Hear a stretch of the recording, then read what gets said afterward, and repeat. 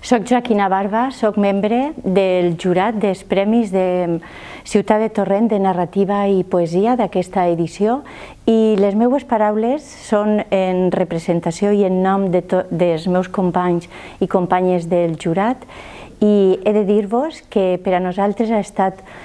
un orgull, un honor haver sigut el jurat d'aquesta edició en la que ha participat moltíssimes autores i autors. Hem tingut en l'àmbit de la narrativa juvenil 35 obres de moltíssima qualitat i pel que fa al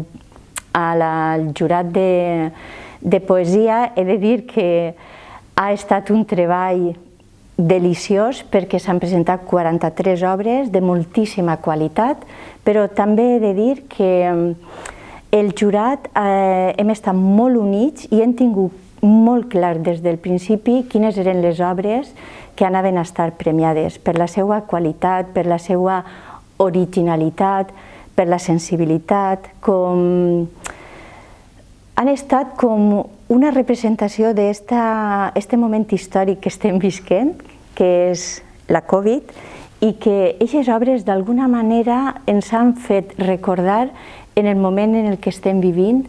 quines són les emocions, quines són les sensacions que ens estan arribant i que d'alguna manera aquestes obres han caigut en les nostres mans com un premi, com un regal. Així que l'únic que he de dir és que des del jurat estem molt agraïts per haver tingut l'oportunitat de poder llegir aquestes obres de primera mà i poder oferir aquests premis. Així que felicitats a la guanyadora, al guanyador i al finalista d'aquesta edició.